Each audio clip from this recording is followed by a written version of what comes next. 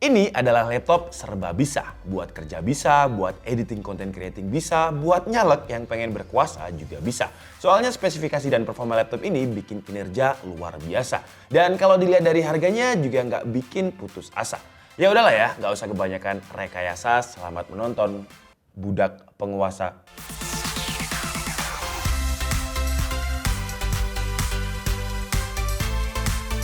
Oke, jadi ini adalah XP Omen 16X F0017AX. Generasi penerus dari XP Omen 16 yang kita bahas tahun lalu.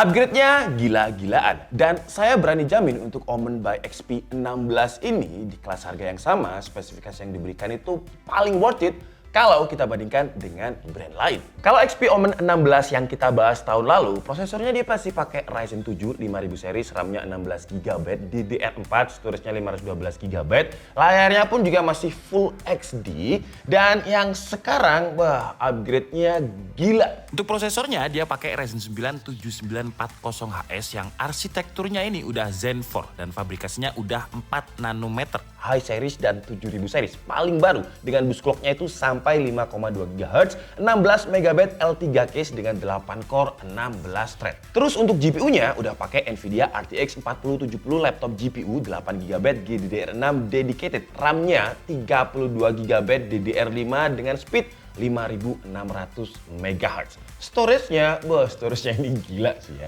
Jadi storage-nya ini storage mahal. Kita dikasih kapasitas itu 2TB. Jadi nggak 1TB ya, langsung 2TB.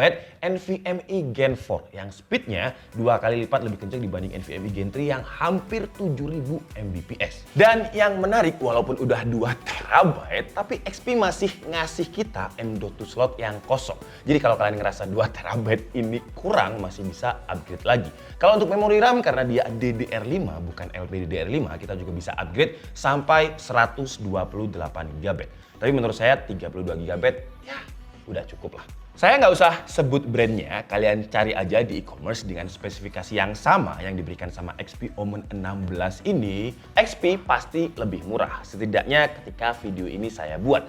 Bahkan ada brand yang market share-nya itu nomor 1, spesifikasinya mirip sama XP tapi RAM-nya 16GB, storage masih 1TB tapi lebih mahal 2 juta dibandingkan sama XP Omen 16 ini. Padahal dari segi spesifikasi, XP Omen 16 ini ya nggak ada jebakan lah. Spesifikasinya itu notok jedok. Karena biasanya ada kayak laptop gaming dia pakai prosesor terbaru, tapi RAM-nya masih DDR4. Padahal prosesornya support DDR5.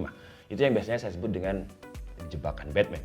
Atau jebakan buat orang awam yang taunya cuman kapasitas RAM gede, nggak tahu speed. Terus selain spesifikasinya yang di-upgrade, sekarang desainnya juga berubah dari Omen by XP 16 tahun lalu. Desainnya ini masih simple, style, nggak terlalu gaming kayak di generasi sebelumnya. Desainnya juga nggak norak kalau kita bawa meeting atau ngantor, nggak bikin jadi pusat perhatian. Perbedaan desainnya ini ada di bagian belakang engselnya, yang sekarang agak sedikit lebih mundur ketimbang generasi sebelumnya. Dan engsel yang lebih mundur kayak gini bakal bikin sistem coolingnya lebih bagus, karena panasnya bakalan numpuk di bagian belakang situ. Terus kalau dari logo di cover screen-nya juga beda. Kalau di Omen generasi sebelumnya dia pakai logo yang mirip dengan PS1 atau ketupat, kotak, dan di Omen yang sekarang cover screen-nya itu pakai tulisan Omen aja, nggak ada logonya. Kalau dari sisi dimensi ya masih mirip-mirip lah sama generasi sebelumnya. Dan menurut saya sih XP pinter ya buat ngakalin biar laptopnya ini kelihatan tipis. Karena coba aja kalian lihat kalau dari samping dia kelihatan tipis. Bagian yang lumayan tebelnya ini dibikin agak masuk ke dalam biar nggak kelihatan agak tebel laptopnya. Dan kesannya dengan bagian dalam yang masuk ini laptopnya itu kayak ngawang atau bahasa Indonesianya itu agak kayak terbang. Kalau untuk bobotnya sendiri ya nggak terlalu berat tapi juga nggak terlalu ringan. Biasanya laptop gaming itu kan 2,5 kg standarnya. Nah si XP Omen 16 ini di 2,37 kg. Kalau untuk engselnya masih sama, jadi dia dibuat terpisah kanan kiri. Tapi dengan engsel barunya yang lebih mundur ini, sekarang XP Omen 16 bisa dibuka dengan satu tangan dan bisa sampai 180 degree buat fitur presentasi. Untuk engselnya ini juga udah beda sama yang Victus. Kalau si Victus itu kan masih agak wobble, tapi untuk XP Omen ini, wah engselnya udah kerasa solid. Setelah ngomongin engsel, kita ngomongin layarnya. Kalau si XP Omen 16 tahun lalu layarnya itu masih pakai Full HD refresh rate 120Hz, di Omen 2023 ini sekarang ditambah. Jadi untuk resolusinya dia udah pakai QXD. Untuk panelnya sih masih sama, pakai panel IPS. Tapi untuk refresh rate-nya sekarang 240 Hz. Gila, ini refresh rate kenceng banget. Terus dia juga udah punya sertifikasi low blue light filter dan diklaim udah punya 100% sRGB. Tapi sebagai customer kita jangan selalu percaya dengan klaimnya brand. Dan akhirnya saya tes sendiri. Untuk sRGB-nya sih di hasil pengetesan kita itu ada di 98%. Ya bisa dibilang ini 100 lah karena selisihnya cuma 2%. Jadi color akurasinya masih bagus. Tapi yang nggak sesuai klaim dari XP adalah brightness nits-nya. XP bilang brightness nits-nya itu sampai 300 nits. Tapi ketika kita tes sendiri ternyata ada di 322 nits. Jadi nambah sekitar 20 nits. Yang sebenarnya 300 nits ini kalau digunakan untuk outdoor masih kurang, tapi untungnya layar dari XP ini udah punya anti glare. Jadi kalau kita pakai di cahaya yang terang, contohnya kayak sekarang, saya tembakkan ke lighting, itu masih terlihat karena nggak terlalu silap. Layarnya nggak glossy. Di bagian atas layarnya nih ada webcam yang resolusinya udah bagus banget di 1080p dan XP juga kasih fitur yang namanya XP True Vision. Terus untuk mikrofonnya dia pakai integrated dual array digital microphone yang udah ada fitur temporal noise reduction. Untuk kualitasnya kayak apa kita coba aja di luar sekalian ngetes untuk mikrofonnya apakah bener-bener enak noise cancellingnya. Oke, jadi adalah kualitas webcam dari XP Omen. Ini saya nggak pakai lighting, jadi benar-benar kita coba di ruangan yang lightingnya cuma dari atas dan di sebelah sana ini ada bisinya Tomo dan juga bisinya Tomo dan juga itu yang gereng, gereng apa sih? Bunyi keras lah karena lagi rendering. Kalau misalkan kalian nggak bisa dengar suara gerengnya, berarti memang mic noise cancellingnya bagus. Karena di XP ini bisa di Omen Centernya itu kita bisa atur strength-nya berapa untuk noise cancellation-nya. Jadi kalau misalkan terlalu strength sih suaranya itu kayak mendem. Ya saran saya sih di default-nya kayak ini. Ini lebih pas. Jadi kira-kira kayak gini untuk kualitasnya di resolusi 1080p 30 fps yang kalau digunakan untuk streaming game menurut saya kurang. Tapi kalau digunakan hanya Zoom meeting, ya itu oke lah karena tekstur-tekstur muka itu masih kelihatan bagus. Tapi ada flicker di situ karena masih di 30 fps dan juga XDR-nya kurang bagus. Jadi tembok bagian situ, nah itu dia ngeflat. Nah, kayak contoh di outdoor itu seharusnya ada kayak semacam semennya ke expose gitu. Tapi nggak kelihatan sih. Tapi kalau digunakan hanya untuk meeting Zoom ya masih oke. Ngomongin soal Omen Gaming Hub, di sini banyak banget fitur yang bisa kita pakai yang udah disediain sama XP. Di sini kita bisa ngubah performance mode-nya, terus bisa ngubah mode GPU-nya, dan di Omen Gaming Hub-nya ini juga disediain fitur Advanced PBO. Buat yang belum tahu apa itu fitur PBO, wah berarti kalian belum cukup umur, belum dewasa. Karena PBO itu singkatan dari Open BO.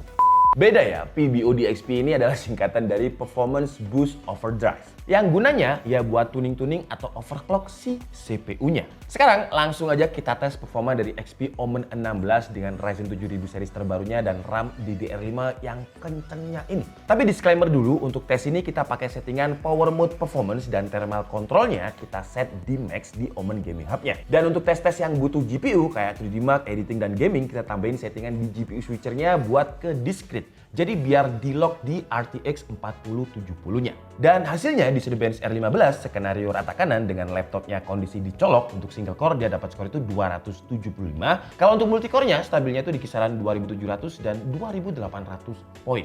Sekarang kita coba lihat suhu temperaturnya di skenario mode rata kanan ini. Seperti biasa AMD dia nyolong-nyolong di 100 derajat Celcius tapi diimbangi dengan CPU package power di sebelah kanannya ini di 100 watt lebih. Masih wajar. Lanjut kita hajar di R23. Single core-nya dia dapat 1762, multi-core-nya di 17.000 poin. Kalau untuk suhu temperaturnya masih mirip-mirip dengan Cinebench R23 tadi. Biasalah ya, wajar Cinebench itu stress test CPU banget. Sekarang kita coba sistem coolingnya ini untuk di 3D Mark Time Spy Stress Test yang artinya berarti di loop sebanyak 20 kali. Dan hasilnya untuk stability score-nya gila sih ini ya, hampir sempurna, hampir 100% dengan skornya itu 99,8%. Kalau untuk skor fast track-nya total dia dapat 26.274, time spy-nya itu di 11.871. Sekarang kita coba dia untuk editing karena saya yakin ketika kalian cari laptop editing content creation biasanya sama toko-toko itu juga bakal dikasihnya laptop gaming. Dan hasilnya di Adobe Premiere Pro dengan template yang memang biasanya kita pakai, dia mampu merender dengan durasi waktu 1 menit 19 detik untuk ekspor ke 4K. Kalau kita turunkan ke Full HD, hasilnya itu 45 detik aja. Kalau digunakan untuk 3D rendering, Blender dengan template BMW CPU Render, dia mampu merender dengan durasi waktu 2 menit 25 detik. Yang sebenarnya udah cepet, tapi kalau kalian ngerasa kurang cepet bisa pakai CUDA, bisa pakai GPU-nya, dan hasilnya dia mampu merender dengan durasi waktu 32 detik aja. Untuk suhu temperaturnya ketika kita coba ekspor 4K, dia aman-aman aja dengan di sekitar 65 derajat Celcius. Nah, kalau kita gunakan untuk CPU render, di mana itu bond ke CPU banget, suhunya itu bisa sampai stabil di 100 derajat Celcius. Tapi yang perlu diingat itu diimbangi dengan package power yang 100 wattan juga. Kalau kita render pakai GPU, suhu temperatur CPU-nya itu cuma di kisaran 75 derajat Celcius. Dan untuk GPU temperaturnya nggak sampai 60 derajat Celcius. Jadi kalau digunakan untuk rendering 3D, ya pakai GPU render aja. Karena CPU-nya nggak terlalu anget dan GPU-nya nggak terlalu anget. Lebih kenceng juga. Sekarang waktunya kita tes dia sesuai kodratnya. Laptop gaming kita tes untuk gaming. Pertama seperti biasa kita coba di game yang casual dulu ya. Dota 2 dengan Full HD, grafiknya ada di best looking. Di sini dia bisa dapat sekitar average FPS itu 160, maksimumnya bisa tembus 178 dan minimumnya masih gede juga 141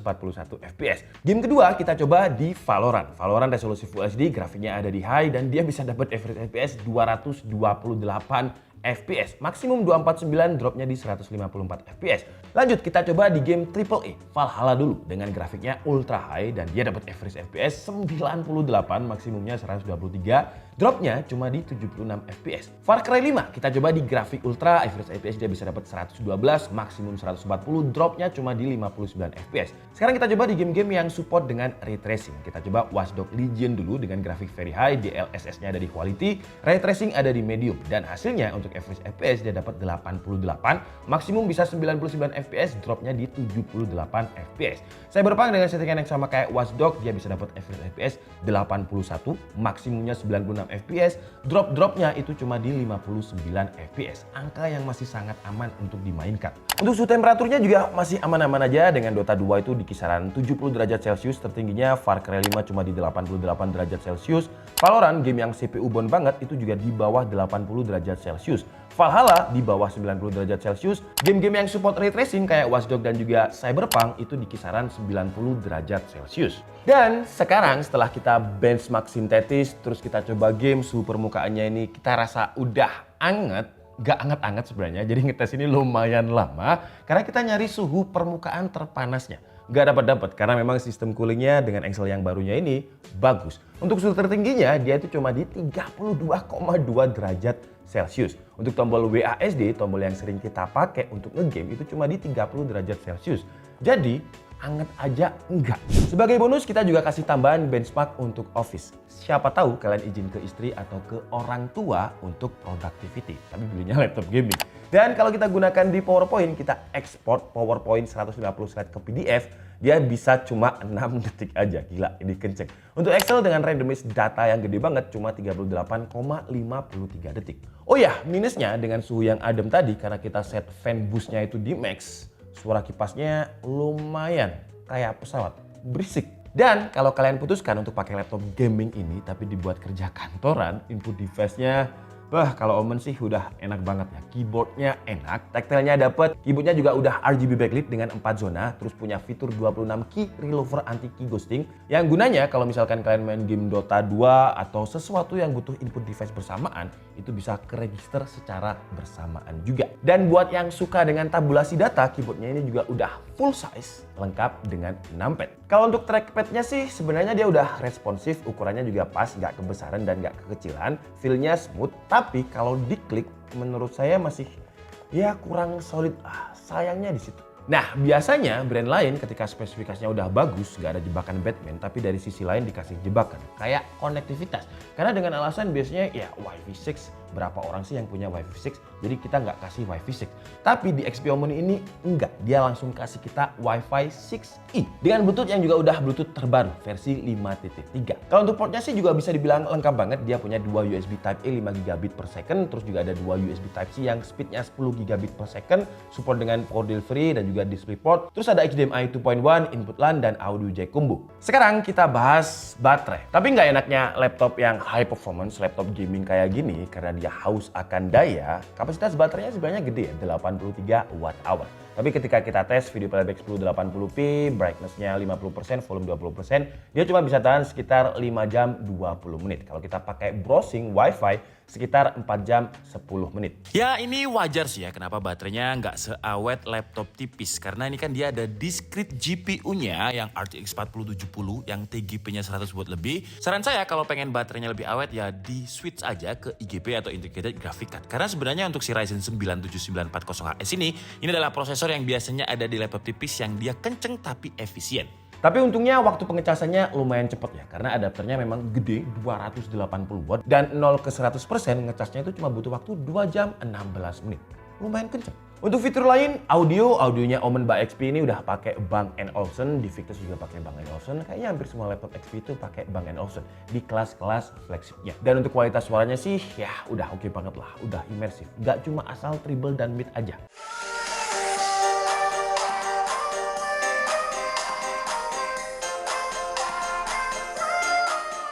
Oke lah, jadi mungkin cukup segitu aja video review dari XP Omen 16 yang seri lengkapnya itu XF00017AX. Dan untuk harganya, saya tadi kan bilang kalau dia paling murah, paling worth it dibandingkan brand lain. Tapi masih mahal sebenarnya. Jadi konsep murah dan mahal ini harus ada perbandingannya.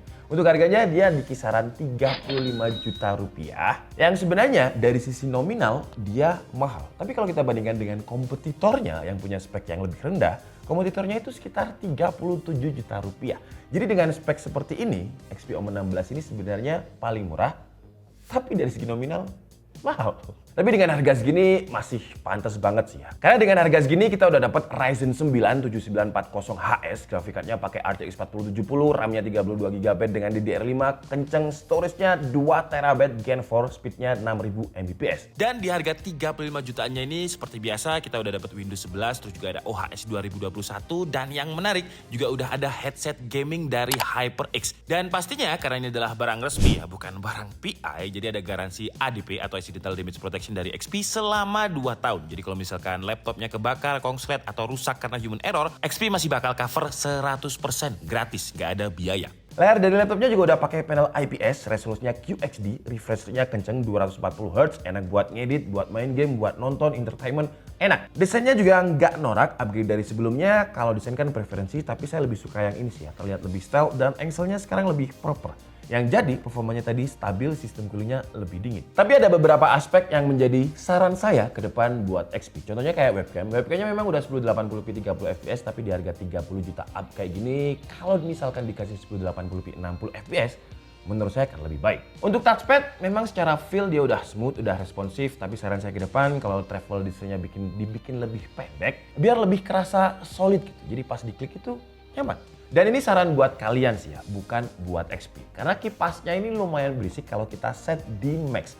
Yang sebenarnya ini bagus karena seperti yang kita lihat tadi, suhu temperatur permukaannya bener-bener adem, nggak ada masalah. Tapi kipasnya berisik, jadi kalian bisa pakai headset atau ya diturunin aja kipasnya kalau lagi nggak butuh aplikasi yang berat-berat. Dan overall dengan harga 35 juta, kalau kalian cari laptop yang bener-bener nggak ada jebakan Batman-nya, laptop yang notok jedok, ya XP Omen 16 ini bisa menjadi referensi yang sangat-sangat menarik. Saya Dika Stebudi and see you on the next video. Bye-bye.